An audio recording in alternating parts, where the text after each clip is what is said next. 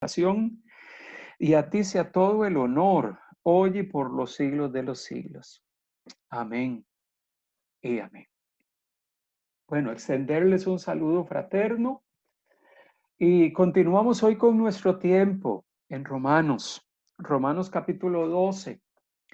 Estuvimos en sesiones anteriores, durante 3 sesiones, estuvimos revisando los capítulos 9, 10 y 11. Y uno de los temas trascendentales y vitales en el libro de Romanos es el que se desarrolla allí. Y como nos hablaba el pastor Siles en las sesiones anteriores, eh, el tema es un tema interesantísimo, un tema que gira en torno a dos conceptos bíblicos que están en la Escritura, pero que el apóstol Pablo los habla en el entorno de la iglesia de Roma. Habla acerca de los actos soberanos de Dios, esos actos que llevan a Dios a tomar acciones y decisiones particulares, acciones que Él ejerce por su voluntad perfecta, por su voluntad soberana, porque Él es el Dios de la creación. Pero también, y hablándolo en el entorno de Israel, hablándolo en el entorno de la nación de Israel, hablándolo en el entorno de los gentiles, recordemos que esos dos segmentos a los cuales Pablo se dirige en el libro de Romanos, el apóstol les ha estado expresando y comunicando que tanto judíos como gentiles son pecadores. Eso es lo que viene hablando los primeros 3 capítulos del libro de Romanos. Son pecadores, todos por igual. Todos son pecadores. Todos están expuestos al juicio de Dios. Todos necesitan de la gracia divina. Entonces, Pablo trata de responder a los judíos en el capítulo 9 al 11 de Romanos, porque muchos de ellos podrían preguntarse, pero si nosotros somos el pueblo de Dios, si nosotros somos la nación escogida, si nosotros fuimos aquellos que Dios eligió. Y Pablo les empieza a hablar de que ciertamente Dios eligió y Dios escogió y Dios tuvo un propósito especial para con Israel. Ciertamente es así. Pero la nación de Israel fue incrédula, como desarrolla el capítulo 10 y 11. Y es por razón de esa incredulidad que nosotros los gentiles hemos tenido la posibilidad de escuchar del mensaje de salvación y el evangelio, las buenas noticias, y ser injertados en el árbol, ser parte de los planes redentores de Dios por causa de la incredulidad de Israel. Y no solamente por eso, recordemos que el propósito y el plan de Dios para con los gentiles es que los gentiles le conociesen. Desde el Antiguo Testamento, Dios expresó de que a través de la descendencia de Abraham, Dios quería bendecir a todas las familias de la tierra. Génesis capítulo 12 del 1 al 3. O sea que en el corazón de Dios, Él tenía en mente a toda la humanidad, no solo a los judíos. Los judíos eran el instrumento mediante el cual el mensaje iba a ser proclamado y el testimonio de Dios iba a ser dado a las naciones. Pero Israel no cumplió con esa tarea. Y por eso es que el apóstol Pablo le habla a ellos. Ciertamente, ellos necesitan de Dios. Los gentiles necesitamos de Dios. Y Dios en su soberanía extiende su gracia sobre gentiles y sobre judíos en Cristo para que podamos experimentar su gracia, para que podamos experimentar su redención. Pero una de las cosas que el pastor Siles nos compartió es que la soberanía de Dios y la elección de Dios, el hecho de que Dios elija y escoja, no significa que la elección es un asunto automático. Y él mencionó ese término. No es un asunto que se genera automáticamente, sin que exista de por medio una respuesta. Y es allí donde Romanos del 9 al 11 habla. Romanos capítulo 10 llega y dice que es necesario que haya alguien que les vaya a predicar. Ellos necesitan escuchar, pero tiene que haber alguien que vaya y les predique. Y por eso se habla de creer, se habla de gente que ejerce la fe, gente que cree. Y empieza a hablar de ese aspecto que también la Biblia menciona, que es el papel del hombre de responder a la iniciativa de Dios. Dios toma la iniciativa, pero Dios espera que el hombre responda. No es que la elección hace que automáticamente algo suceda en las personas sin que ellos ejerzan la fe. No, la fe tiene que ser ejercida. Interesantemente, en el Nuevo Testamento, el concepto de ejercer la fe, creer, se usa constantemente. ¿Por qué eso fue parte del mensaje apostólico? Porque Dios espera, ese Dios soberano, ese Dios que elige, desea y quiere que los hombres respondan y respondan a la iniciativa de Dios. Recordemos que la iniciativa aquí la toma Dios, no la tomamos nosotros. La iniciativa la toma Dios al hablar al corazón del hombre, al confrontar al hombre, al tratar con el hombre. Y Dios espera que el hombre responda a ese trato que Dios está teniendo con su ser interno para que él reaccione y reconozca el señorío de Jesús y la obra de Cristo en la cruz y su condición de pecaminosidad. Entonces, esos dos elementos están allí mezclados. Y aunque para algunos es un tema complejo cómo mezclamos dos cosas que algunos dirán esto es como el agua y el aceite, pero son dos conceptos que están en la Biblia. Ciertamente la soberanía de Dios, pero también la respuesta de Dios, del hombre a la iniciativa de Dios. Esa respuesta del hombre a través de la fe y el creer. Son dos cosas que la Biblia nos plantea. Y ciertamente, como nos decía el pastor en las sesiones anteriores,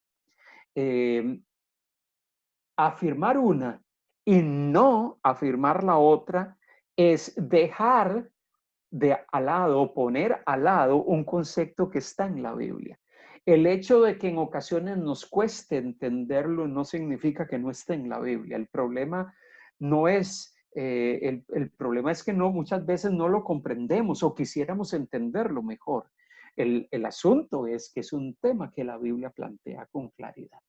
Es en medio de ese escenario que Pablo sale de este tema y entra en el capítulo 12. Voy a compartir la pantalla con ustedes para poder tratar lo que se habla en el capítulo número 12. Creo que puedo compartir, ¿verdad? Creo que sí, Luis, ¿verdad? Vamos a...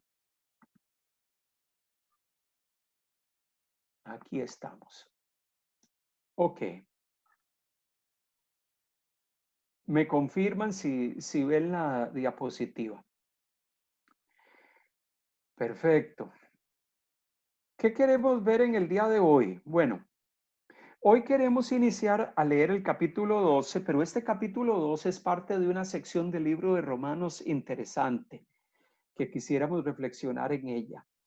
Desde el capítulo 12 hasta el capítulo 15, versículo 13, Pablo hace una serie o da una serie de enseñanzas, da una serie de instrucciones sobre cuál debe de ser la conducta de los cristianos en Roma.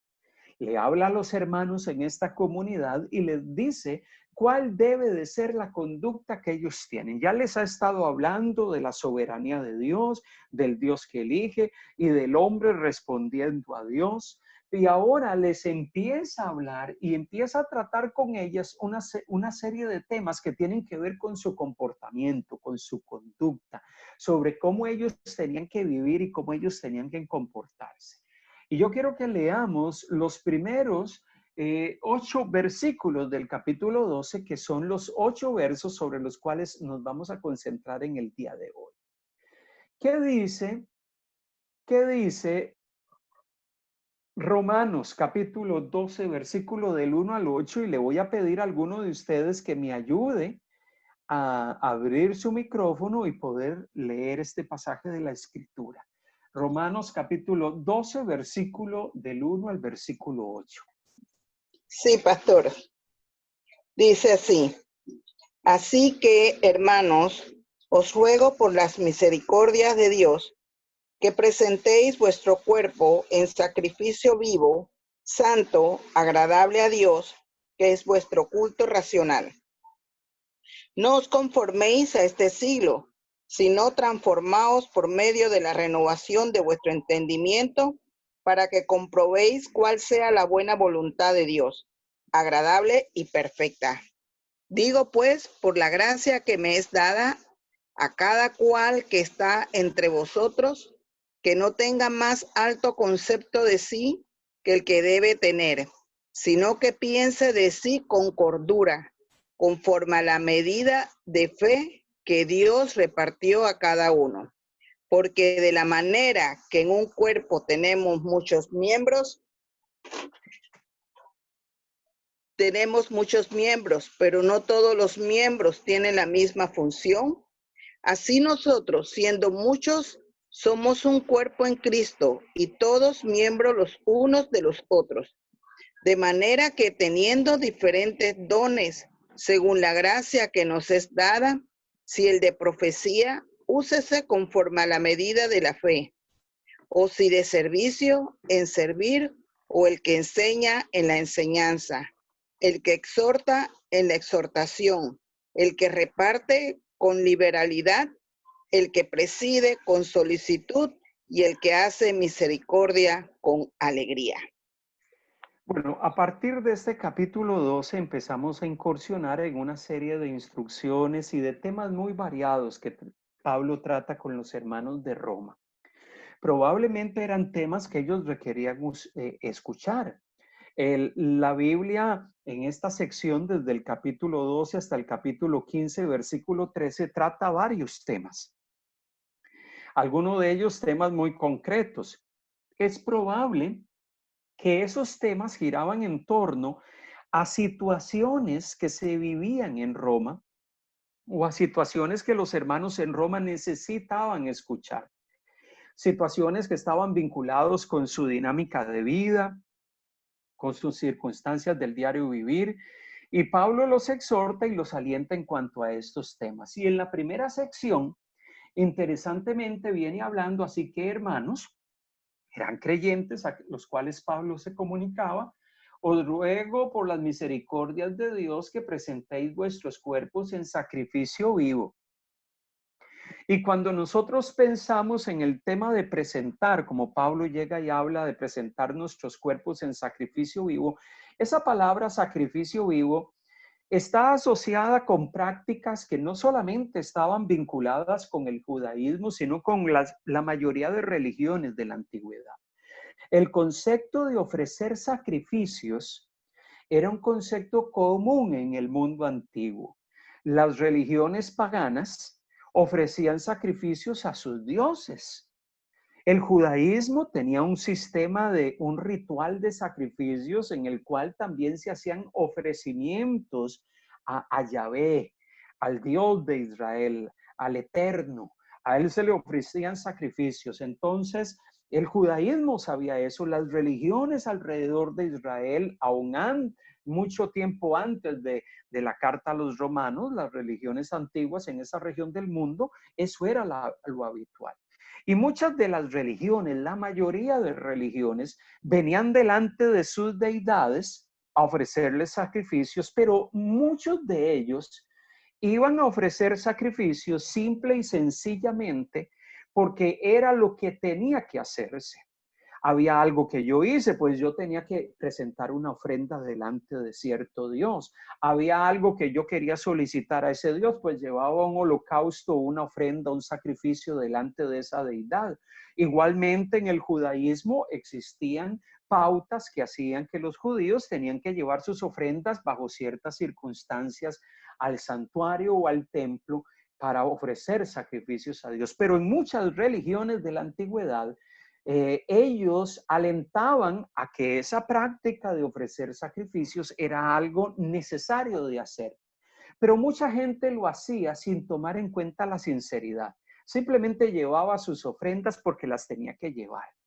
No porque tuviese en su corazón una actitud sincera, una actitud genuina. Inclusive, Dios, Yahvé, el Dios que se describe en el Antiguo Testamento, el Dios que vemos descrito en el Antiguo Testamento, ese Dios es un Dios que cuestionó a Israel muchas veces porque decía, ustedes vienen delante de mí con ofrendas y con holocaustos, traen la oveja más, no la oveja perfecta, no una oveja en buen estado, sino que me ofrecen cualquier cosa, lo cual denotaba una falta de sinceridad y una falta de querer venir delante de Dios con lo mejor. Entonces, ese tipo de actitud de acercarnos delante de Dios y ofrecer a Dios en ocasiones cosas que no son perfectas o ofrecer algo que no es lo mejor. Era algo que ocurría dentro de las prácticas de la mayoría de pueblos en la antigüedad y obviamente en el Antiguo Testamento también lo vemos cuando Dios cuestiona a Israel y a los judíos que muchas veces venían, ofrecían cantos, ofrecían holocaustos, ofrecían sacrificios al Señor, pero venían con una actitud de poca sinceridad delante de Dios. Eso lo vemos en el profeta Amós, en el profeta Miqueas. Dios cuestiona al pueblo de Israel por la actitud con la cual se presentaban. Entonces, ese tipo de cosas sucedían. Pero es interesante que Pablo habla de este tema, probablemente para los cristianos que venían de un contexto judío, era entendible la idea de sacrificio porque ellos lo practicaban. Los cristianos que venían de contextos no judíos o paganos, que estaban en la iglesia cristiana de Roma, también entendían el concepto sacrificio porque en el contexto pagano, pues eso era habitual también ofrecer sacrificios. Pero Pablo toma esa idea y empieza a hablar con ellos y les empieza a decir, les empieza a plantear de que ellos necesitan presentarse ellos mismos como sacrificio vivo, como sacrificio vivo. Inicia diciendo, así que esas palabras, así que es un conector, es algo que conecta lo que él va a hablar con lo que él venía hablando, ¿ok? O sea, lo que él venía hablando, así que ya les he hablado de todo lo anterior. Ahora les voy a hablar esta otra cosa, ok, ustedes han sido elegidos, Dios los eligió y ustedes Dios toma la iniciativa de tratar con el corazón de los hombres y los hombres deben de responder. Ustedes gentiles hoy son parte del pueblo del Señor, no tan solo por la incredulidad de Israel, sino también por la gracia de Dios. Así que hermanos, tanto los que vienen de un entorno judío como los que vienen de un entorno gentil, ustedes no tienen que jactarse, ninguno de ustedes tiene que jactarse. Porque si Dios los eligió a ambos es por su gracia.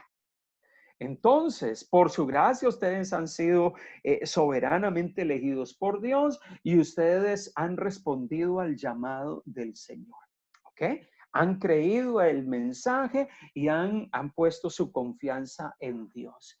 Entonces, Pablo sigue hablando, y sigue teniendo presente un tema importante en Romanos 12 que viene hablándose a lo largo del libro de Romanos.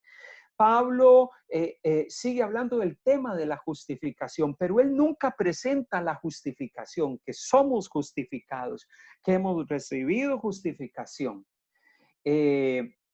Pablo nunca presenta ese concepto separado del tema de vivir una vida santa.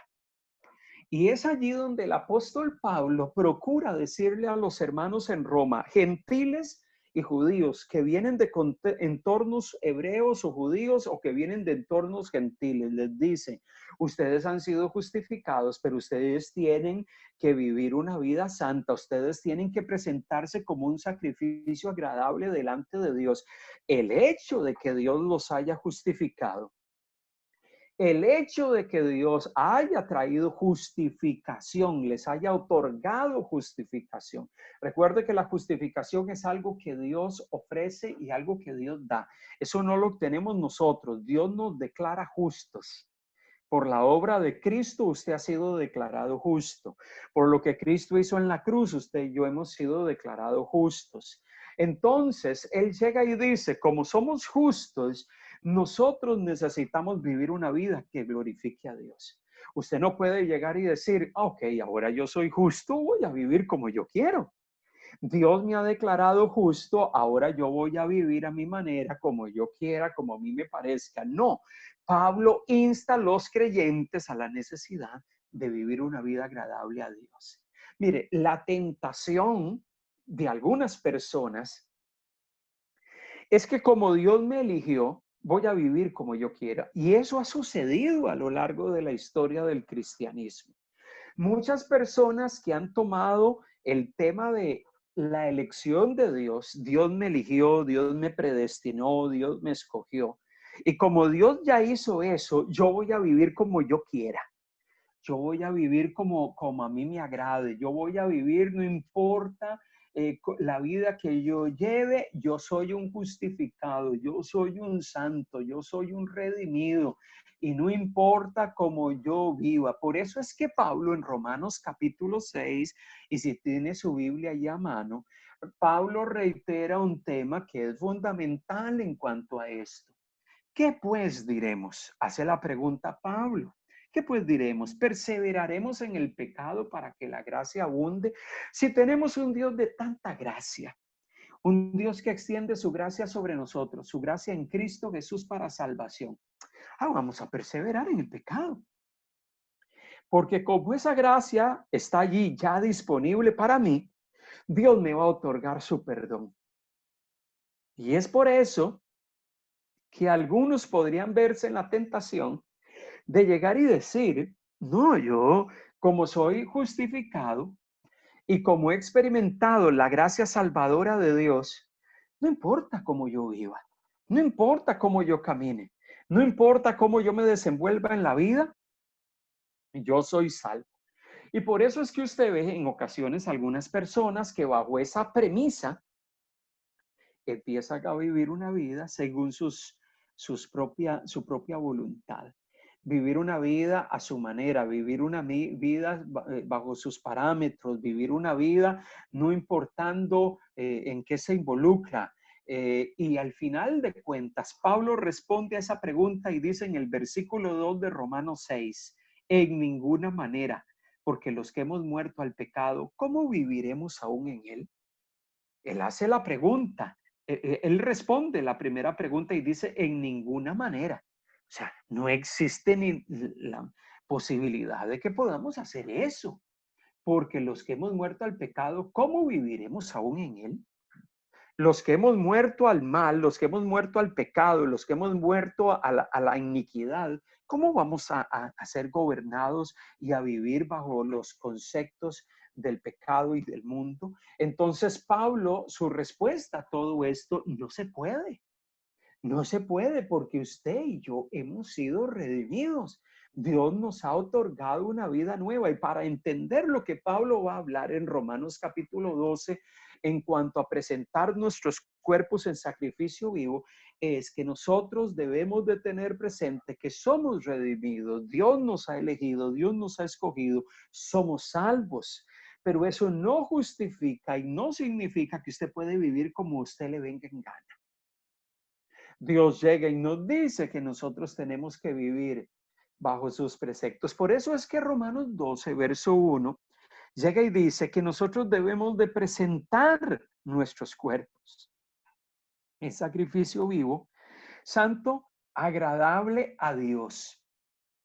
¿Qué es presentar nuestros cuerpos? Bueno, en la antigüedad, en el mundo griego, que era un entorno en el cual en el siglo I era un entorno que prevalecía en muchas comunidades donde dominaban los gentiles dentro de la iglesia. La mayoría de gente tenía un pensamiento o un acercamiento influenciado por el mundo griego, por el mundo romano. Para ellos lo que importaba era el espíritu y no tanto el cuerpo. Ellos tenían esta idea. Ellos llegaban y decían, el cuerpo es malo, mas el espíritu es bueno. La carne y este cuerpo humano es una cárcel, es una prisión donde está metido el espíritu. Por eso el espíritu, el ser interno, tiene que liberarse de esta prisión. Esos son conceptos griegos, conceptos del mundo helénico, propios de esa cultura. Y eso era lo que prevalecía. Y el apóstol Pablo, conociendo y entendiendo que había muchos creyentes en Roma que venían de ese tipo de mundo, llega y les dice, ustedes tienen que presentar sus cuerpos en sacrificio vivo. Él no llega y dice, ustedes tienen que presentar su espíritu en sacrificio vivo. Tienen que presentar sus cuerpos, o sea, todo su ser, todo lo que ustedes son. Tienen que presentarlo delante de Dios en un sacrificio agradable al Señor. Por eso, desde la perspectiva cristiana, nosotros no hacemos una distinción de que ahora que estamos en Cristo, nuestra parte inmaterial, el alma, el espíritu son buenos y que nuestro cuerpo es pecaminoso y es malo. No, nosotros no hacemos esa dicotomía, esa distinción en nuestras vidas. Nosotros sabemos que Dios nos salvó, pero Dios no salvó solamente nuestra alma o nuestro espíritu. Dios salvó todo nuestro ser, incluido el cuerpo. Nosotros no hacemos una distinción en la cosmovisión o en la perspectiva cristiana donde decimos que el cuerpo es malo, más la parte inmaterial, el espíritu y el alma son buenos. No.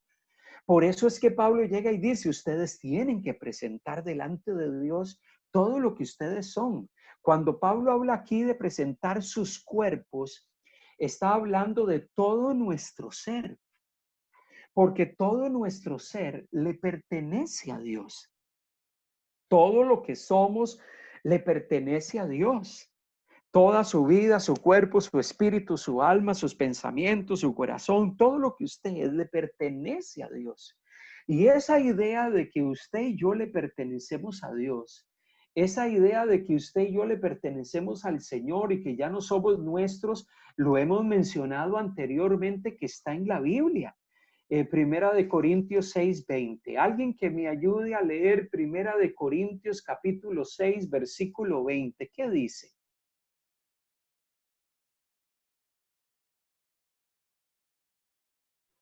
Alguien que me ayude a leerlo, Primera de Corintios 6:20. Dice, porque habéis sido comprados por precio. Glorificad, pues, a Dios en vuestro cuerpo y en vuestro espíritu, los cuales son de Dios. Mi pregunta es, ¿qué es lo que es de Dios? Él viene hablando en la última parte del verso 20, los cuales son de Dios. ¿A qué se refiere eso, los cuales? ¿A qué se refiere Pablo? ¿Qué son los cuales son de Dios? ¿Qué es lo que es de Dios?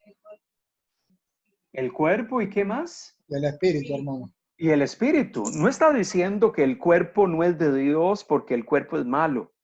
O el espíritu sí es de Dios porque el espíritu es bueno. No. Está diciendo que ambas cosas, y ahí se está refiriendo a todo el ser del hombre. No es que está mencionando solamente dos partes del ser del hombre. Porque el hombre no es un ser que se divide en partes. El hombre es un ser integral. Por eso cuando se habla de que debemos, el cuerpo y el espíritu son de Dios y por eso hemos sido comprados, nosotros debemos de glorificar a Dios, tanto con el cuerpo como con el espíritu, tanto con nuestra parte inmaterial como con nuestra parte material. Debemos de glorificar a Dios con todo nuestro ser. Mire cómo esa idea está dentro del pensamiento de Pablo. Es una constante. Por eso Pablo se atreve a decirle a los hermanos que así como en el mundo antiguo se ofrecían sacrificios a las deidades, ahora los cristianos ya no vamos a ofrecer a un santuario ofrendas animales. Ya nosotros no vamos, como en el Antiguo Testamento, a ofrecer, a llevar ofrendas y sacrificios delante de Dios. ¿Cuál es el tipo de sacrificio que Dios quiere que hagamos los creyentes, los que hemos sido redimidos y hemos sido comprados? Que presentemos nuestros cuerpos y nuestras vidas en un sacrificio agradable al Señor. Eso es lo que Dios está queriendo de usted y de mí. Y dice que lo presentemos en un sacrificio vivo. Y Pablo allí tiene en mente los sacrificios del Antiguo Testamento. La ley del Antiguo Testamento demandaba un sacrificio sin defecto para que pudiese ser aceptable delante del Señor. Un sacrificio que fuese aceptable delante de Dios era un sacrificio que tenía que reunir ciertas condiciones. Y es por eso que leemos pasajes como Levítico 23:18, donde se habla de algunas leyes relacionadas con los sacrificios, y llega y dice lo siguiente: y ofreceréis con el pan 7 corderos de un año sin defecto, un becerro de la vacada y 2 carneros con holocausto a Jehová, con su ofrenda, sus libaciones, ofrenda encendida en olor grato para Jehová. Está hablando de aquellas ofrendas que se traían en el día de Pentecostés delante del santuario, en Levítico capítulo 23. Y así vemos a lo largo de Levítico una cantidad enorme de leyes sobre lo que se debía de traer delante del Señor. Pero esas ofrendas tenían que ser ofrendas agradables delante de Dios. No era cualquier cosa que yo traía. Cuando era una ofrenda animal, tenía que ser una ofrenda que tenía cierta condición. Tenía que ser una ofrenda que reunía ciertos requisitos. Y cuando Pablo usa esa imagen, él tiene en mente esa imagen del ritual de sacrificios del Antiguo Testamento. Él llega y dice: nosotros que traemos nuestras vidas delante de Dios y nos ofrecemos en sacrificio vivo, nosotros tenemos que ofrecer un sacrificio vivo, nuestras vidas, y tenemos que ofrecer lo mejor de nosotros delante de Dios. Ya nosotros no se nos exige traer una ofrenda. Ya el Nuevo Testamento no plantea de que los cristianos tenemos que traer ofrendas animales o algún tipo de ofrenda y hacer algún tipo de ritual en la iglesia. No, el ofrecimiento que traemos delante de Dios es nuestra propia vida. Y por eso es que dice en la segunda parte del versículo 1, que dice cómo debe de ser ese sacrificio. Bueno, dice que debe de ser un sacrificio vivo, debe de ser santo y debe de ser agradable. ¿A qué se refiere Pablo? Bueno, lo que le vamos a ofrecer a Dios, le dice Pablo a los hermanos en Roma, es que usted y yo vamos a ofrecer lo más valioso y lo más importante. A Dios no se le ofrece cosas de segundo uso, cosas que no valen la pena, cosas que no tienen valor. Si vamos a ofrecerle a Dios, no le vamos a ofrecer un porcentaje de nosotros, le vamos a ofrecer todo y lo mejor de nosotros al Señor.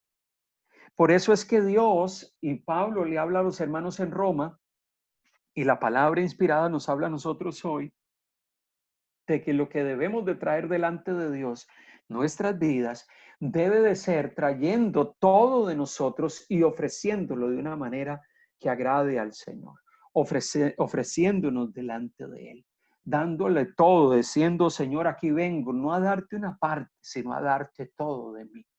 Y lo interesante es que en la última parte del verso 1 llega y dice que eso es nuestro culto racional. Algunos se preguntarán: ¿y qué es eso de que ese venir delante de Dios y entregarle todo de nosotros es nuestro culto racional? Bueno, es nuestra adoración o es nuestro culto genuino y verdadero. Recordemos que ese culto que nosotros le damos a Dios cuando venimos delante de Él es una obra, es una actividad espiritual. Cuando usted se presenta delante de Dios, cuando usted se rinde delante de Él, usted está haciendo un ofrecimiento, hay una obra, hay una actividad espiritual. Y ese es nuestro culto, esa es nuestra adoración. Nuestra vida tiene que ser una permanente adoración, que sea genuina y que sea verdadera. ¿Ok? Un ofrecimiento racional, un ofrecimiento donde entregamos lo mejor de nosotros, donde lo hacemos no con, ¿cómo se llama? De manera no genuina, sino que lo hacemos con todo nuestro corazón. Señor, aquí estoy, tal y como soy, con mis luchas, con mis circunstancias. Aquí está mi vida, la pongo delante de ti. Mire qué interesante que Pablo inicia por acá y empieza a decir: nosotros somos los que tenemos que ofrecernos delante de Dios.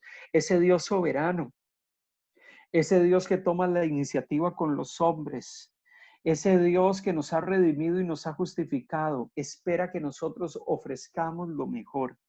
Pablo le habla a los hermanos de Roma, pero el Señor también nos habla a nosotros hoy. Y es por eso que ofreciendo un sacrificio agradable al Señor y entregando lo mejor de nosotros, Pablo continúa exhortando a los hermanos y les dice en el verso 2, no os conforméis a este siglo, sino transformaos. No os conforméis a este siglo. Cuando se usa la palabra siglo allí, la palabra siglo allí se ha traducido así, pero la palabra siglo para nosotros son 100 años. Pero la idea que está detrás de esa palabra es la palabra era o edad. No nos conformemos a esta era, a esta edad, a estos tiempos. No nos conformemos a cómo vive la gente en este tiempo.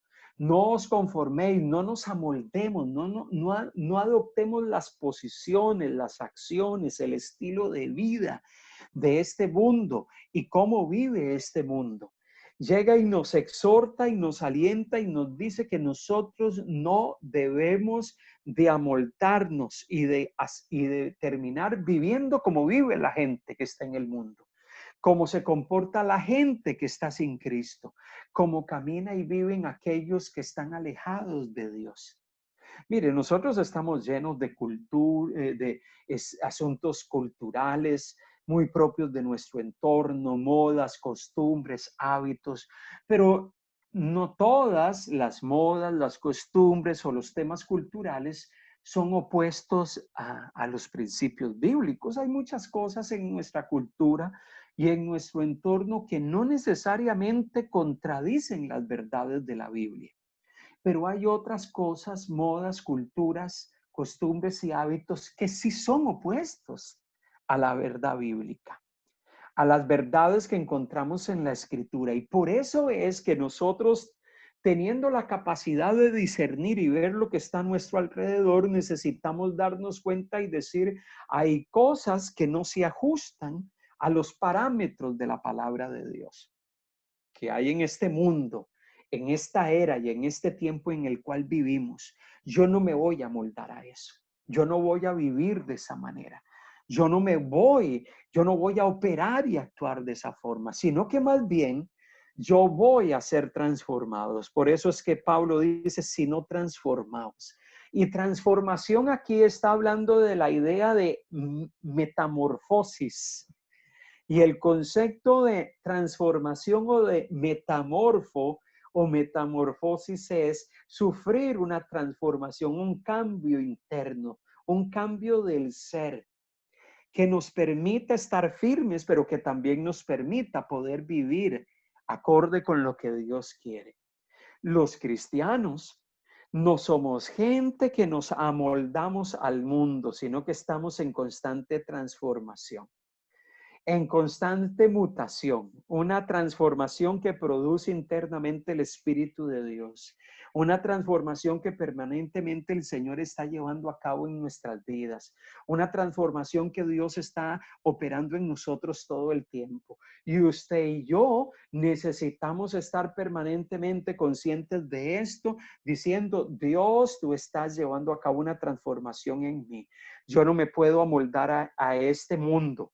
Usted es el que tiene que discernir. El Espíritu de Dios que está en usted y mora en usted le va a guiar a toda verdad, y probablemente en este proceso de que Él le guía a toda verdad, Él va a estar haciéndole discernir que hay cosas de este mundo que no están en sintonía con los propósitos de Dios.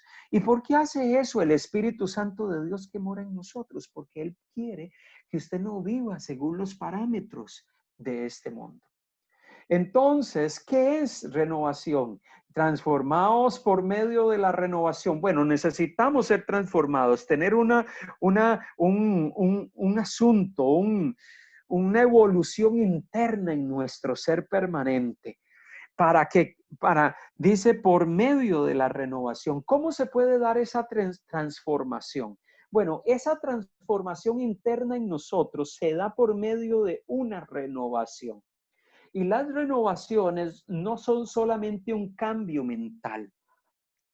está ligado a cambios del corazón.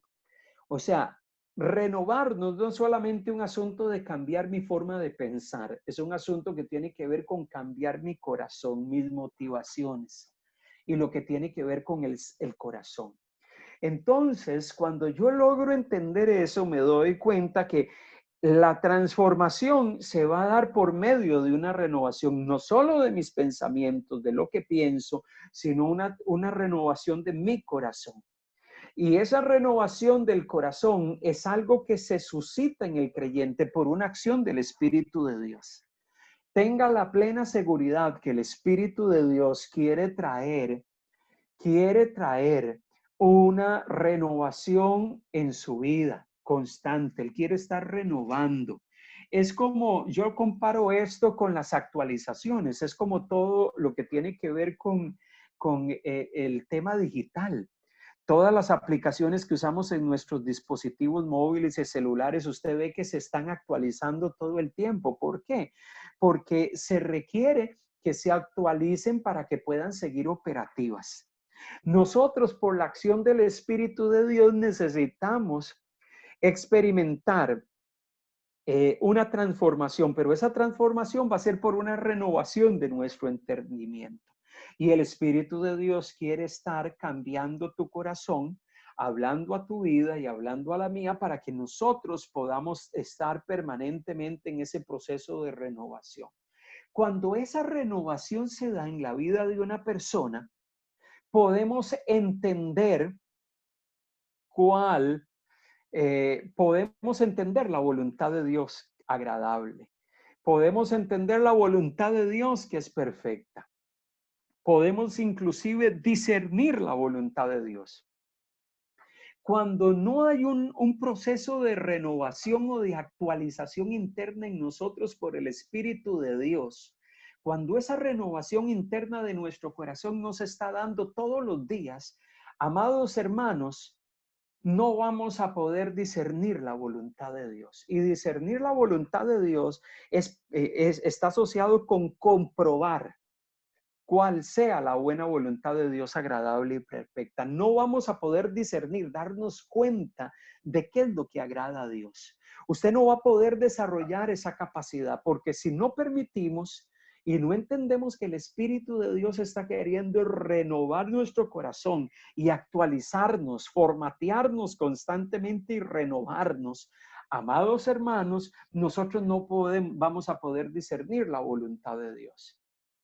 Y si no discernimos la voluntad de Dios agradable y perfecta, no vamos a saber por qué rumbo ir, no vamos a saber qué decisiones tomar en medio de las situaciones de la vida. Vamos a estar con la incertidumbre, ¿y ahora qué hago? ¿Y ahora cómo actúo? ¿Y ahora qué decisión tomo? Y vamos a estar viviendo en un mar de incertidumbre. Por eso usted y yo necesitamos pedir permanentemente al Espíritu de Dios que Él esté renovando nuestro entendimiento. Porque si hay renovación, vamos a poder comprobar, vamos a poder discernir la voluntad de Dios. Mire lo que dice Efesios. Y vamos a ir juntos a Efesios 5. Y si alguien encuentra Efesios capítulo 5, versículo 10 al versículo 17, mire lo que dice ese pasaje de la Escritura. Efesios 5, versículo 10 y versículo 17. Dos versículos que vamos a leer. ¿Quién me ayuda a leerlo? Amén, hermano. Efesios 5:10. Ok. Dale, Comprobando. Alex. Amén. Comprobando lo que es agradable al Señor. Y no participéis en las obras infructuosas de las tinieblas, sino más bien repréndelas. Y el versículo 17, ¿qué dice, Alex? Por tanto, no seáis insensatos, sino entendidos, del cual sea la voluntad del Señor. Ok. Mire qué interesante el capítulo 5 de Efesios. Desde el versículo 7 dice el apóstol Pablo a los hermanos de Éfeso: no seáis pues partícipes con ellos. Viene diciendo que no participen de ciertas cosas que hace hace la gente, aquellos que viven en fornicación, en inmundicia, que son fornicarios, inmundos, que engañan con palabras vanas. No seáis partícipes con ese tipo de gente, dice el verso 7, porque en otro tiempo ustedes eran tinieblas. En otro tiempo ustedes vivían y hacían lo que ellos hacían, mas ahora ustedes son luz en el Señor, dice el verso 8. Andad como hijos de luz, porque el fruto del Espíritu es en toda bondad, justicia y bondad. Si somos hijos de luz, amados hermanos, el fruto del Espíritu, que es en toda bondad, justicia y verdad, va a estar operando en nosotros para nosotros comprobar lo que es agradable al Señor. El fruto del Espíritu que se manifiesta en bondad, justicia, va a manifestarse en nosotros y nosotros vamos a poder entender, comprobar y discernir lo que es agradable al Señor. Y vamos a poder ser entendidos de cuál es la voluntad del Señor. En medio de las circunstancias de la vida, usted va a poder decir, este es el camino que Dios quiere para mí. Esto es lo que Dios quiere que yo haga. Esta es la manera en que Dios quiere que yo viva. Esta es la manera en que el Señor quiere que yo me mueva. Yo logro discernir. ¿Por qué? Porque estoy renovándome. El Espíritu de Dios. Y recuerde, la renovación es una acción que lleva a cabo el Espíritu de Dios internamente en nosotros. Por eso nosotros necesitamos estar permanentemente permitiendo y pidiéndole al Espíritu de Dios que esté renovando nuestro corazón. No solamente nuestra forma de pensar, sino nuestro corazón. Porque cuando eso sucede, vamos a poder comprobar, vamos a poder experimentar, discernir la voluntad de Dios, entender la voluntad de Dios. ¿Qué palabras más hermosas en estos primeros 2 versículos? Porque entonces Pablo llega y dice, ustedes tienen que rendirse totalmente al Señor. Y en ese proceso de rendición, ustedes necesitan abrir su corazón y saber que el Espíritu de Dios está trabajando en ustedes para traer una renovación interna. Y si esa renovación se está dando en ustedes, ustedes van a poder comprender lo que es agradable al Señor. Si esa renovación no se está dando en la vida de un creyente, ese creyente probablemente no va a poder entender cuál es la voluntad de Dios para su vida. Porque no va a tener el discernimiento y la capacidad de identificar aquello que es de Dios de lo que no es de Dios. Tremendas palabras que nos animan a rendirnos totalmente. Pero Pablo sigue hablando en el verso 3. Pasa inmediatamente a decir, digo pues, por la gracia que me es dada. Y ese digo pues es un conector que nos empieza a plantear que él empieza a hablar de un tema, empieza a desarrollar otra faceta u otro aspecto en el cual los hermanos de Roma necesitaban estar claros. Digo pues, por la gracia del Señor que me es dada, a la cual a cada me es dada, es dada a cada cual que está entre vosotros, que no tenga más alto concepto de sí que el que debe de tener, sino que piense de sí con cordura, conforme a la medida de la fe que Dios repartió a cada uno. Porque de la manera que en un cuerpo tenemos muchos miembros, pero no todos los miembros tienen la misma función, así también, así nosotros, siendo muchos, somos un cuerpo en Cristo y todos miembros los unos de los otros.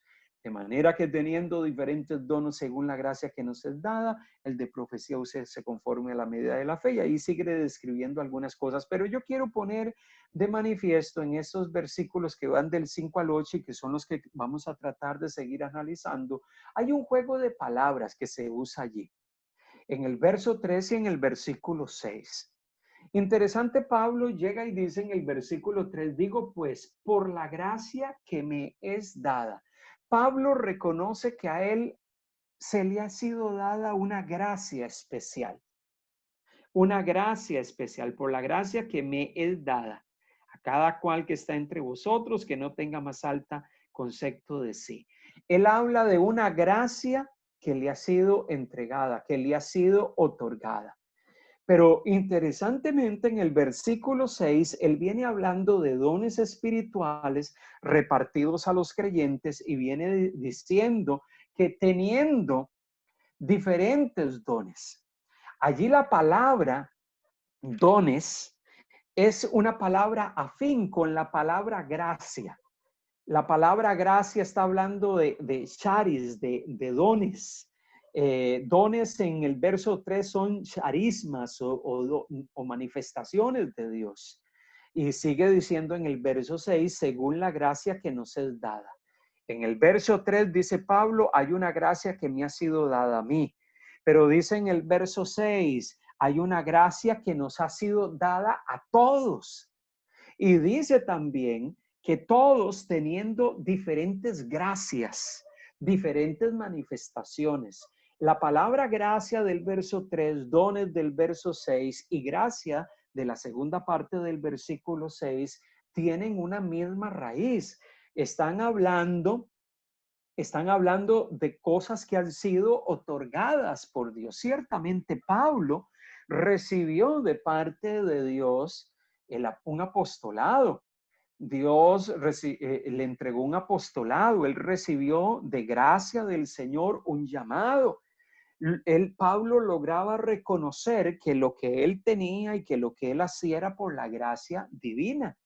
Así también Pablo llega y le dice a los hermanos, ustedes también creyentes en Roma, ustedes también han recibido dones según la gracia que nos ha sido dada, porque el Dios no solamente me ha otorgado a mí una gracia, sino que también Dios le ha otorgado dones, o sea, manifestaciones y gracias, o sea, cosas especiales que Dios ha puesto en ustedes.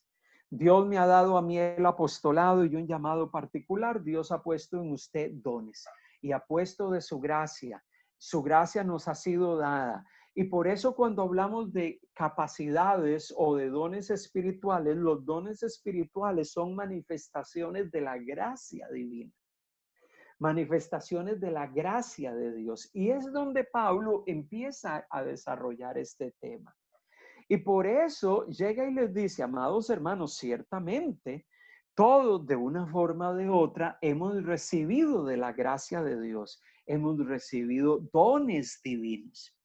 Pero esos dones divinos nos deben de llevar no a pensar que porque hemos recibido algo de Dios, nosotros somos mejor que los demás. Nosotros estamos a un nivel superior que otros. Nosotros somos mejor que otros hermanos de la iglesia. Nosotros, porque tengo estos dones o porque tengo estas capacidades espirituales, yo soy más espiritual que tú porque tú tienes otros. No. Por eso es que Pablo llega y dice, digo pues por la gracia que me es dada a cada cual que está entre vosotros, que no tenga más alto concepto de sí que el que debe de tener. Pablo le está diciendo a los hermanos que el hecho de que recibamos dones de parte de Dios, que proceden de Dios, no deben de llevarnos a nosotros a pensar que somos superiores a los demás. ¿Ok?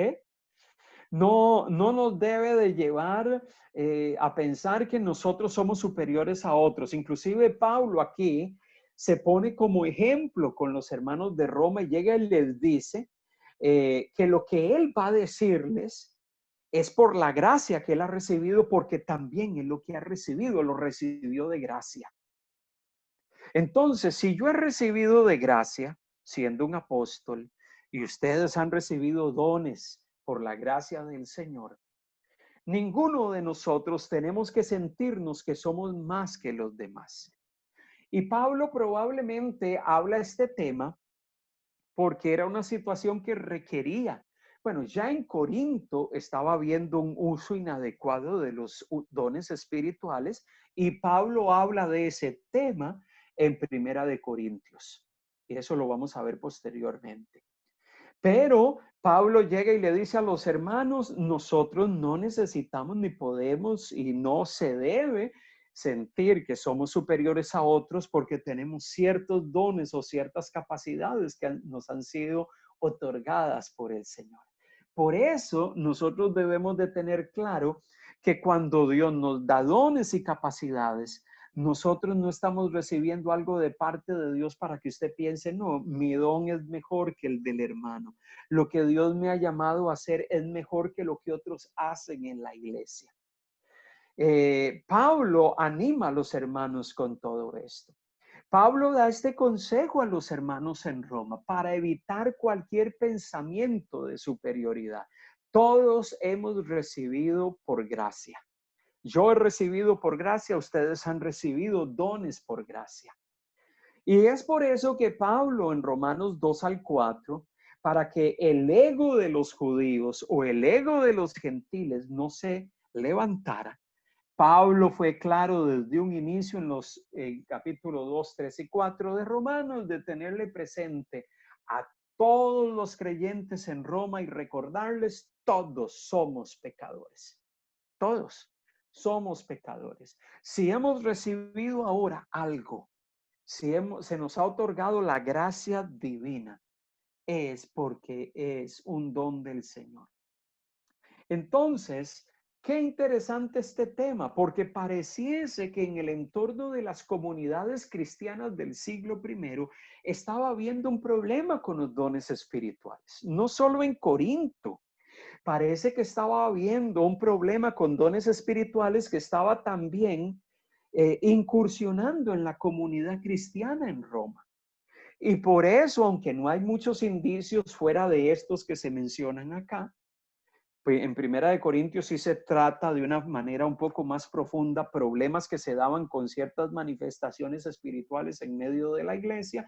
Aquí Pablo llega y le dice a los hermanos en Roma, algunos de ustedes están dotados con el Señor, pero se han estado llenando de orgullo. En lugar de ver los dones como una manera de edificar y bendecir el cuerpo de Cristo, algunos de ustedes están pensando que son superiores a los demás. Por eso es que Pablo les dice, ustedes no deben de tener más alto concepto de sí mismo que el que deben tener.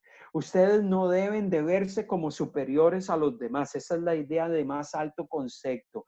Ustedes no pueden pensar, yo soy superior a los demás. ¿Ok? Pablo, reitero, les dice, todo lo que hemos recibido, lo hemos recibido, inclusive lo que yo recibí de Dios, yo lo he recibido por su gracia. En Romanos 1:5 llega y dice, por quien recibimos la gracia y el apostolado. Él mismo reconoce que lo que él era, él lo había recibido. El apostolado y la gracia era por el favor y la misericordia de Dios. Los dones que ustedes, hermanos en Roma, han recibido es por la gracia del Señor. Y Dios les ha repartido a cada uno de ustedes una medida de fe para que ustedes ejerzan esos dones en medio de la comunidad. ¿Ok? Es que la gracia, hermanos, es que el don y la vida que nos ha sido otorgada por el Señor es un acto de su bondad y de su gracia. Por eso, amado hermano, lo que usted y yo hacemos en medio del cuerpo, lo que usted y yo llevamos a cabo en medio de la grey, lo que usted y yo desarrollamos en medio del cuerpo de Cristo, amado hermano, es para que nos edifiquemos mutuamente, no es para que nos jactemos. No es para que pensemos que yo soy superior a los demás hermanos dentro de la congregación. Yo no debo de tener un concepto mayor de mí o pensar que yo soy superior y lo que me ha dado Dios a mí es más importante que lo que Dios te ha dado a ti. No debo de hacer eso porque eso es pensar que yo y que los dones otorgados por Dios son superiores o mejores a los de los demás. Esa no es la idea. Y Pablo está alentando a los hermanos. Cuando miramos esto, nos preguntamos, ¿será que este tipo de temas es un problema dentro de las iglesias cristianas, inclusive hoy en día?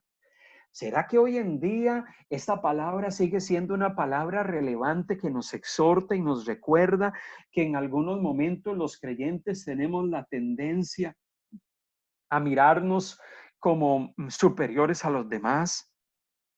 Tristemente pareciese que sí, que ese sigue siendo un mal muchas veces en los entornos eclesiásticos.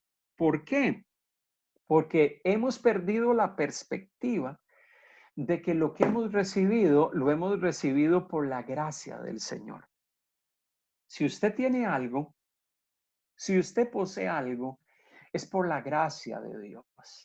Y es allí donde Pablo, a partir del capítulo 4, capítulo 12, versículo 4, él empieza a decir, porque de la manera que en un cuerpo, él empieza a poner la comparación de la iglesia con un cuerpo humano, de la manera que en un cuerpo tenemos muchos miembros, pero no todos los miembros tienen la misma función.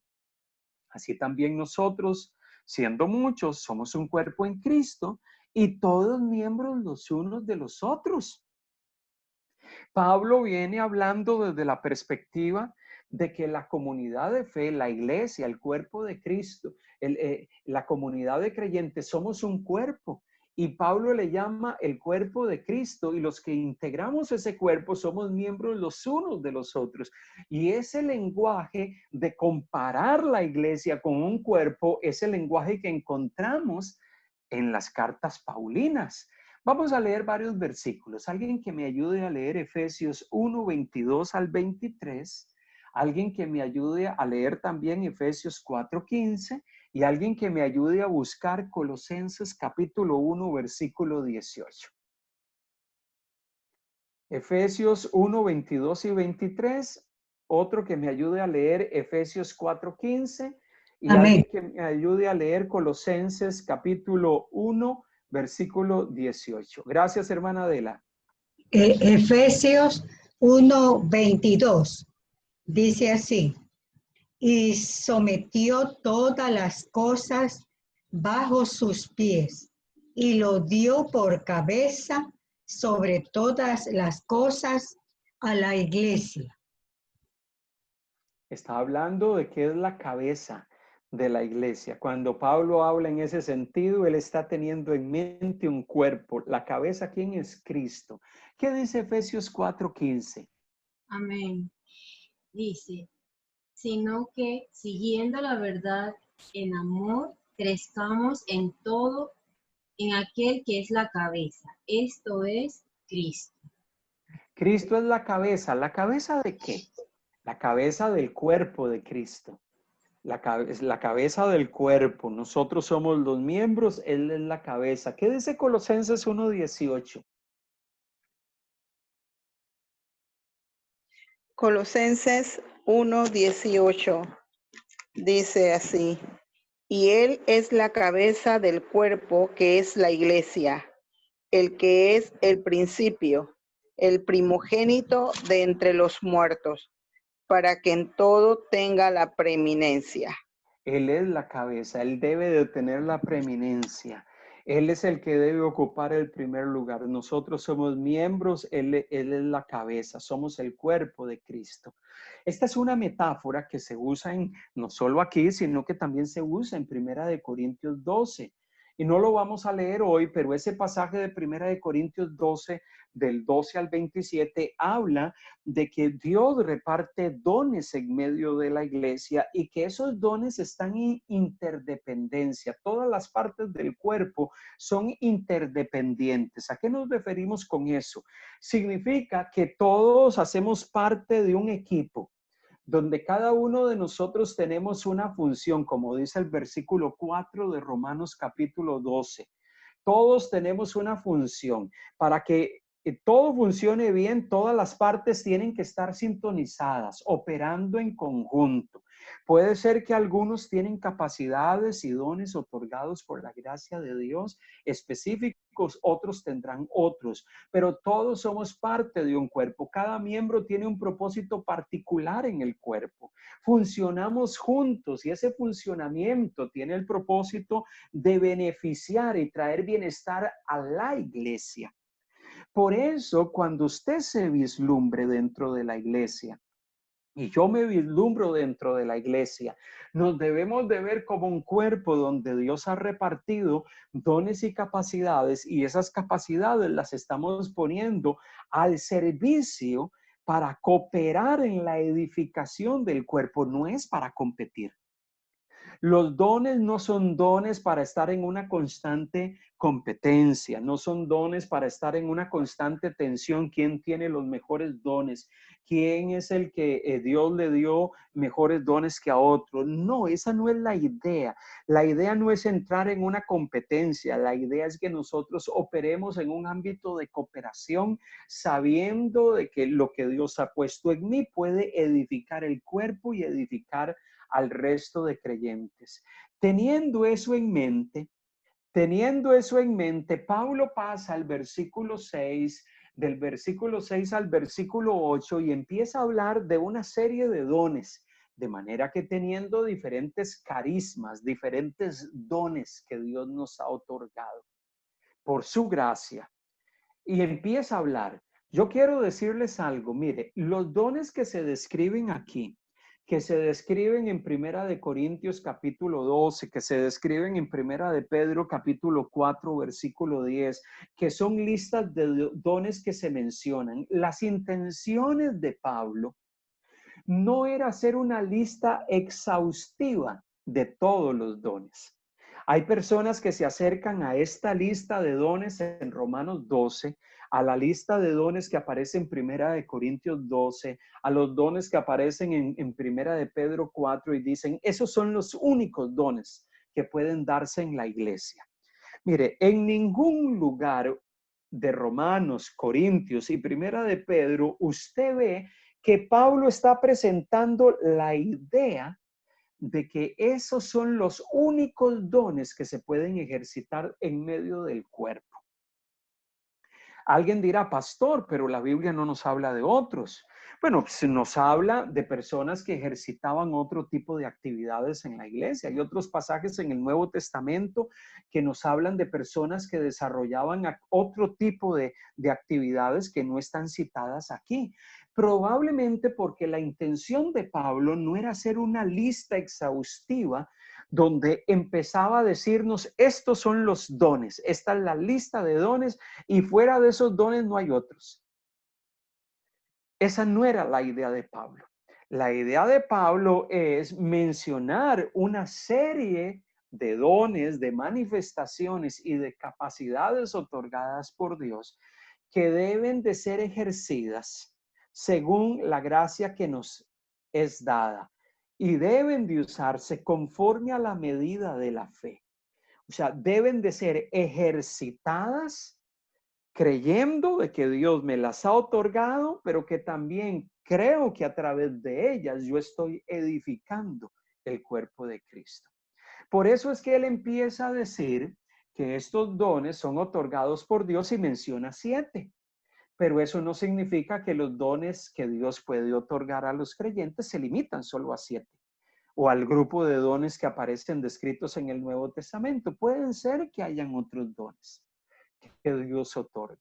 Por eso no restringamos estos dones solamente a un grupo específico, sino pensemos, Dios puede otorgar otros dones. Mire, hay personas que tienen capacidades y habilidades otorgadas por Dios para tocar un instrumento musical, pero usted no encuentra eso detallado en estas listas.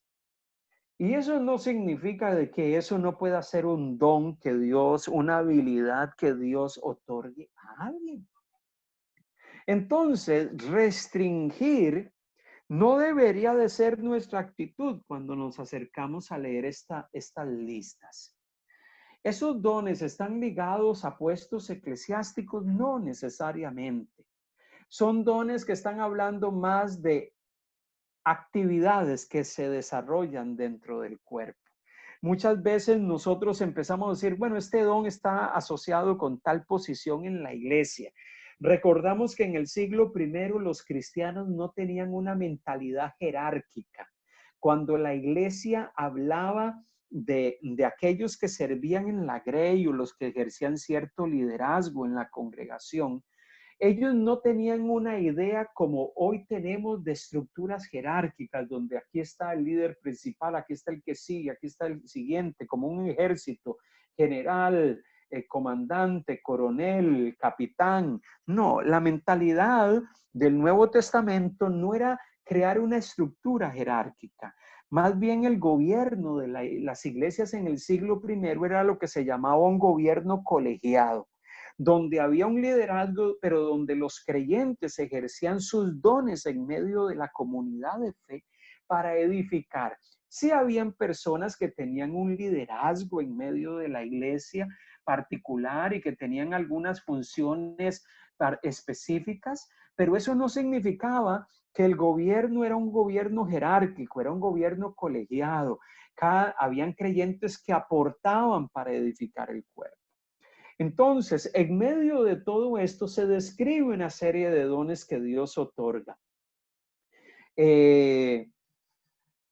¿Cuál es un problema cuando hablamos de los dones? ¿Cuál es un tema que debemos de poner sobre la mesa cuando hablamos de dones? Bueno, muchas veces pensar que hay dones mejores que otros, y algunas personas piensan eso en función de lo que Pablo habla a los hermanos de Corinto cuando les dice, procuren los mejores dones. Entonces, Pablo ahí está queriendo decir que hay dones que son mejores que otros.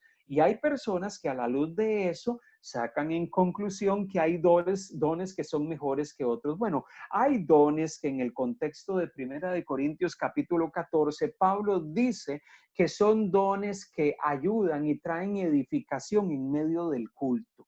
Y por eso es que él habla de esos dones en el capítulo 14, que en medio del ejercicio del culto, esos dones se deben de ejercitar para que la iglesia sea edificada. Y por eso esos dones son dones que se deben de ejercitar a través de aquellos quienes los tenían dentro de la iglesia, y anima a los creyentes en la iglesia en Corinto para que los ejerciten con cierto orden. Pero la Biblia no nos está diciendo que hay dones que debemos de menospreciar y a otros que debemos de valorar. Esa no es la idea. Ni tampoco la idea es que pongamos una serie de jerarquías a los dones y decir que hay dones que están ligados con ciertas posiciones, y por ser dones que están ligados a ciertas posiciones son dones más importantes. Esos son motivos muy egoístas. Son los motivos egoístas que movieron a algunos de los discípulos de Jesús a venir delante de él y decir, Señor, queremos que cuando estemos allá contigo en tu reino, pues nos hagas sentar a un lado y a otro. Bueno, hay un evangelio que dice que la mamá de ellos fue la que se acercó a Jesús a solicitarle eso. Pero eso revela muchas veces la actitud tan egoísta. Está en Marcos capítulo 10, versos 35 al 37. Nuestras actitudes egoístas siempre están pensando en posiciones, siempre están pensando en qué beneficio tengo yo de esto, en qué posición voy a tener, en qué cargo me van a otorgar. Los dones espirituales no funcionan así.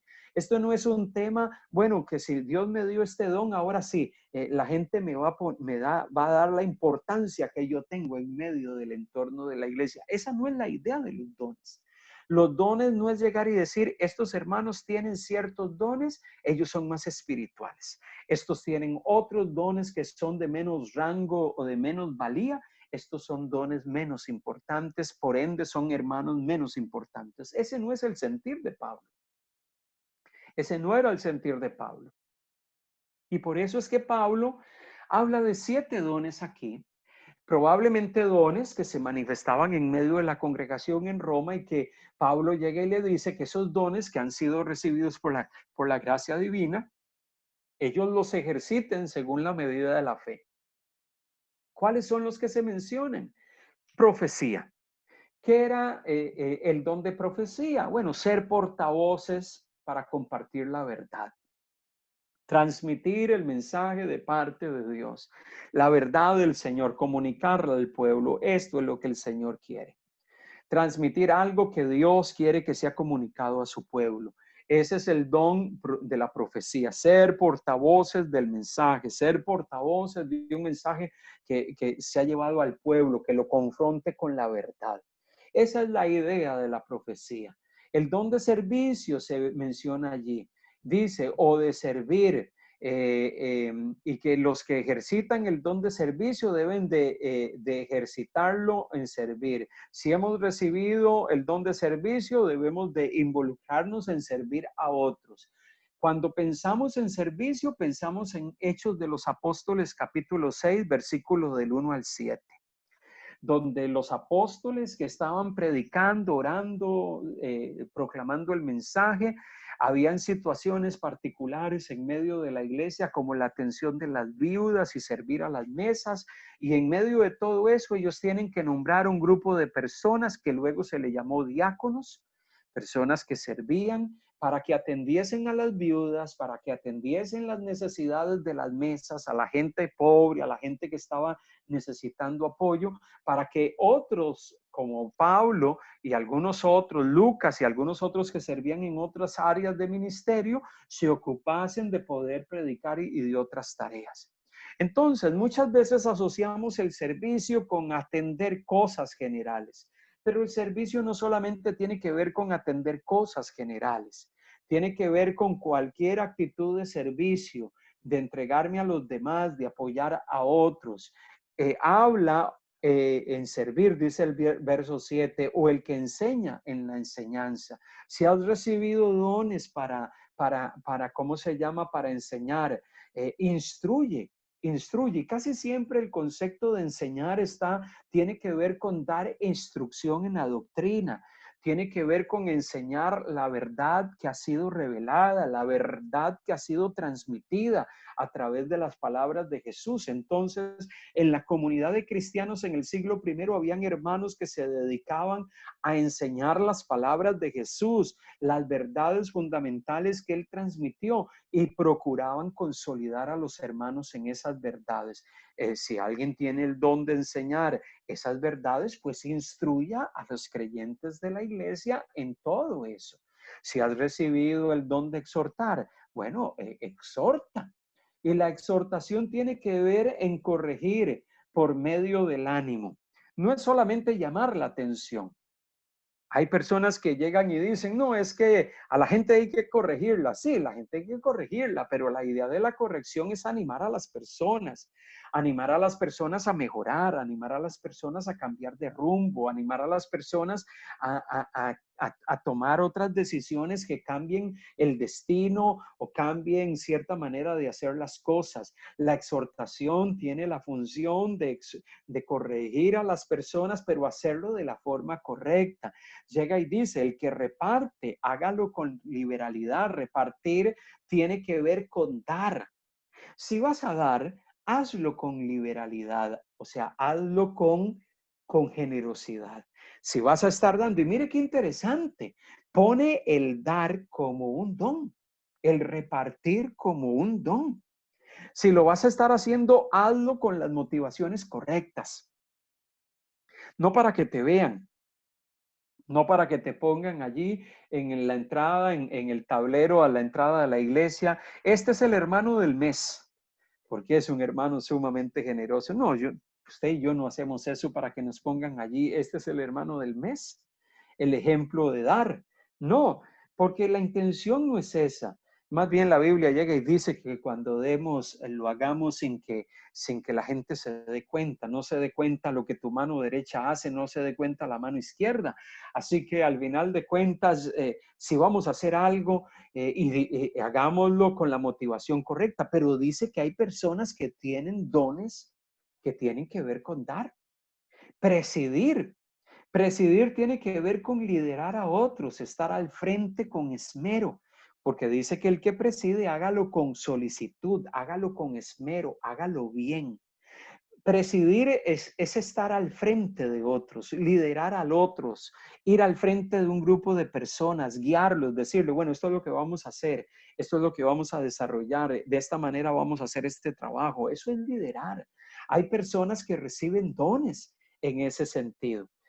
¿Cómo se llama? Hechos capítulo 20, versículo 27, y si alguien lo tiene allí y me ayuda a leerlo, se lo agradecería. Hechos capítulo 20, versículo 27. Hechos 20, 27. ¿Qué dice? Gracias. Hechos 20, 27. Hermana Adela, gracias. Dice así, porque no he recibido, perdón, 27 dijo, ¿verdad? Sí, 27. Dice, porque no he rehuido anunciaros todo el consejo de Dios. Mire lo que dice Pablo a los hermanos, a los ancianos efesios. Les llega y les dice, por tanto, hermanos, mirad por vosotros, versículo 28. Él se está despidiendo, diciendo que se tiene que ir. Pero ustedes deben de mirar por vosotros y por todo el rebaño en el que el Espíritu Santo os ha puesto como obispos. Había un grupo de hermanos en la iglesia que Dios los había puesto como líderes principales para que apacienten la iglesia del Señor, la cual Él ganó por su sangre. Porque yo sé que después de mi partida, llega y dice, entrarán en medio de vosotros lobos rapaces que no perdonarán el rebaño. Pablo les dice, yo os protesto, dice el verso 23, hoy yo les digo vehementemente en este día que estoy limpio de la sangre de todos vosotros. Yo no he rehuido, yo no me he escondido, yo les he enseñado a ustedes todo el consejo de Dios. Los he estado guiando, yo he estado con ustedes, yo los he liderizado, yo con esmero me he dedicado a enseñarles, los he presidido, los he liderizado. Ahora que me voy, ustedes deben de encargarse de cuidar la iglesia y el rebaño del Señor, porque van a venir algunos lobos, van a venir algunas personas con ideas que no están acordes con la verdad.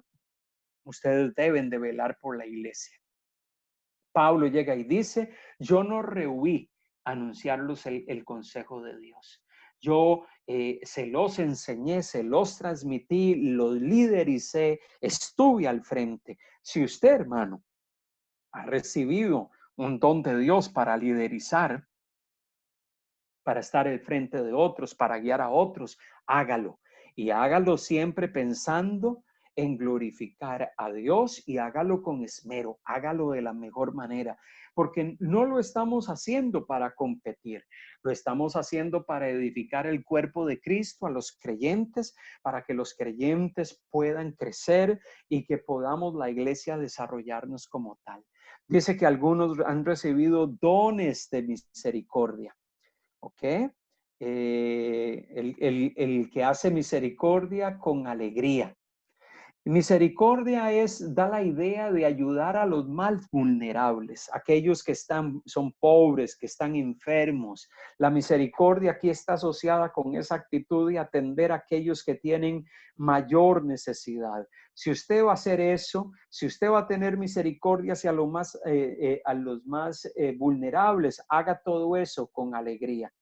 Y mire qué interesante, porque todo esto nos está recordando que los dones espirituales, Pablo le dice a los hermanos en Roma, los dones espirituales que Dios nos ha otorgado, les ha otorgado a ustedes como iglesia, no es para que entremos en una competencia desenfrenada, ni para que usted se sienta superior a los demás, como decía el versículo 3 y 4, sino para que usted sepa que usted ha recibido algo de parte del Señor para edificar a la iglesia.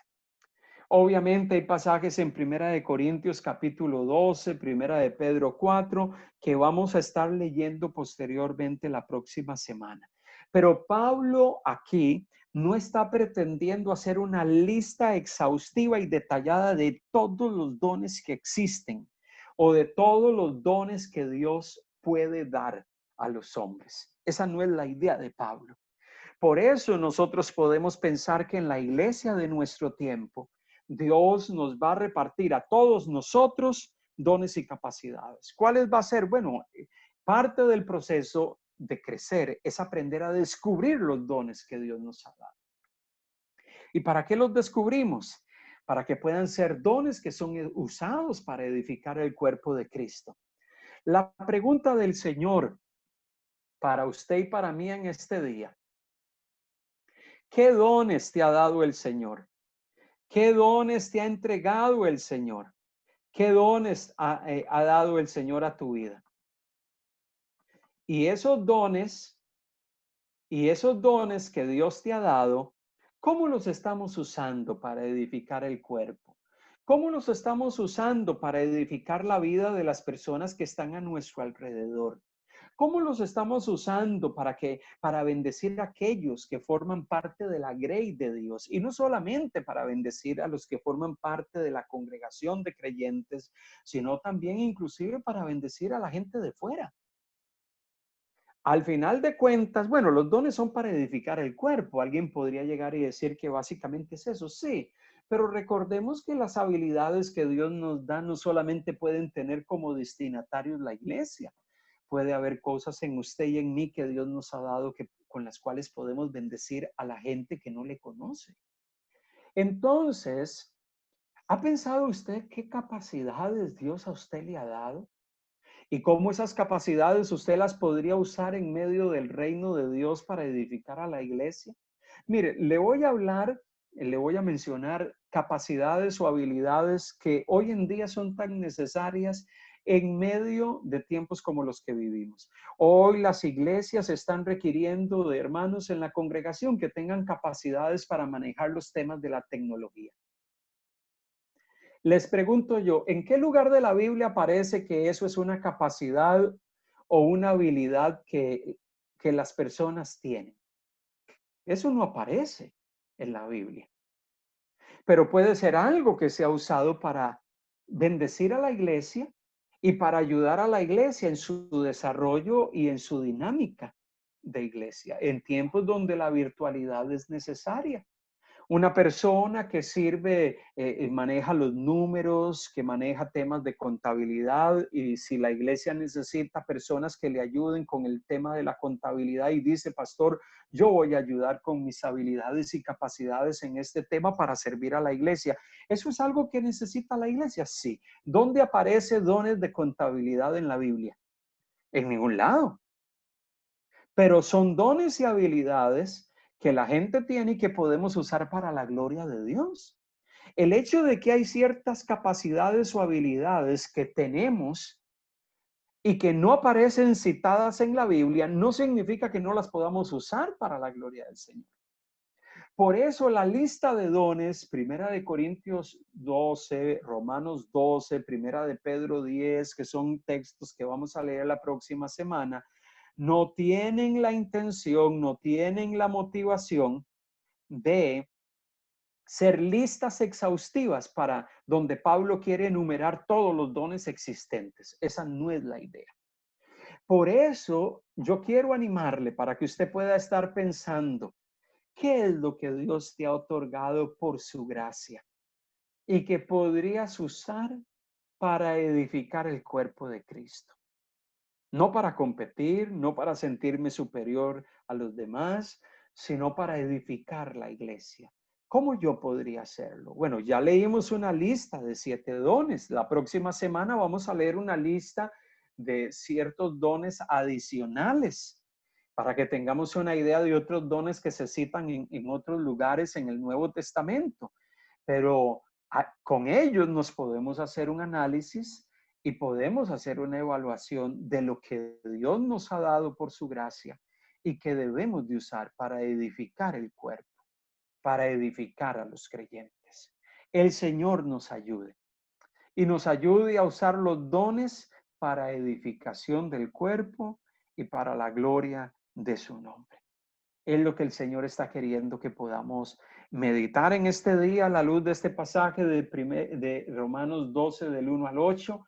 La próxima semana vamos a estar leyendo del 9 al 21 y vamos a continuar con el capítulo 12, pero yo quiero que podamos esta semana meditar en aquellas cosas y en aquellas habilidades. Y qué hermoso es que usted pudiese decir, bueno, Dios me ha dado habilidades que yo quisiera usar para bendecir la obra del Señor.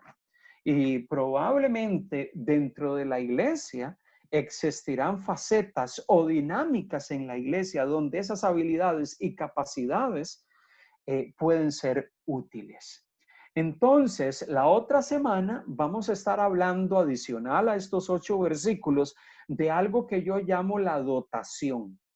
Dios nos ha dado una dotación. La dotación consiste en 3 cosas: dones espirituales, destrezas naturales o habilidades naturales que nacen con nosotros, y destrezas o habilidades adquiridas, que las adquirimos con el paso de los años.